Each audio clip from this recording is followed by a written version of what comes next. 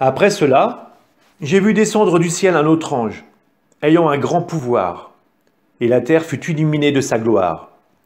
Il s'écria d'une voix puissante, « Elle est tombée, Babylone la grande. La voilà devenue tanière de démons, repère de tous les esprits impurs, repère de tous les oiseaux impurs, repère de toutes les bêtes impures et répugnantes. Car toutes les nations ont bu du vin de sa fureur, de sa prostitution. Les rois de la terre se sont prostitués avec elle, et les marchands de la terre se sont enrichis de son luxe insolent. » Et j'entendis une autre voix venant du ciel qui disait, « Sortez de la ville, vous mon peuple, pour ne pas prendre part à ses péchés, et ne rien subir des fléaux qui l'affligent. Car ses péchés se sont amoncelés jusqu'au ciel, et de ses injustices, Dieu s'est souvenu. Traitez-la comme elle vous a traité. Rendez-lui au double selon ses actes. Dans la coupe qu'elle a préparée, préparez-lui le double. À la mesure de la gloire et du luxe qu'elle a étalé, donnez-lui torture et deuil.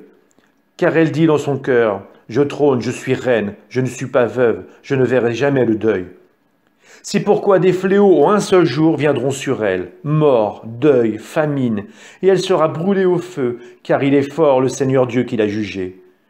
Alors ils pleureront et se lamenteront sur elle, les rois de la terre qui se sont prostitués avec elle et qui ont partagé son luxe, quand ils verront la fumée de son incendie.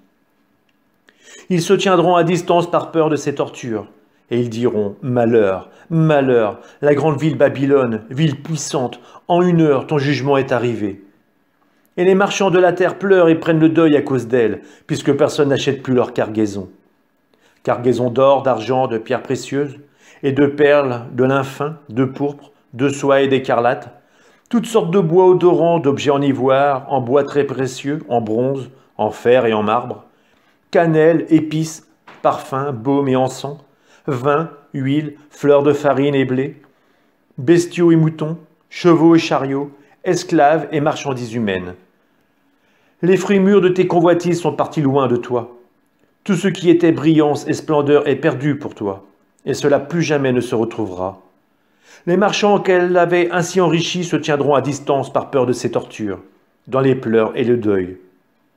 Ils diront « Malheur, malheur, la grande ville vêtue de lin fin, de pourpre et d'écarlate, toute parée d'or, de pierres précieuses et de perles, car en 1 heure, tant de richesses furent dévastées. » Tous les capitaines de navires et ceux qui font le cabotage, les marins et tous les travailleurs de la mer se tenaient à distance. Et ils criaient en voyant la fumée de son incendie. Ils disaient « Quelle ville fut comparable à la grande ville ?» Et jetant de la poussière sur leur tête, ils criaient dans les pleurs et le deuil. Ils disaient « Malheur, malheur, la grande ville dont l'opulence enrichissait tous ceux qui avaient des bateaux sur la mer. En 1 heure, elle a été dévastée. Ciel, sois dans la joie à cause d'elle, ainsi que vous, les saints, les apôtres et les prophètes, car Dieu, en la jugeant, vous a rendu justice. » Alors un ange plein de force prit une pierre pareille à une grande meule, et la précipita dans la mer en disant « Ainsi, d'un coup, sera précipitée Babylone, la grande ville, on ne la retrouvera jamais plus. » La voix des joueurs de cithare et des musiciens, des joueurs de flûte et de trompette, chez toi ne s'entendra jamais plus.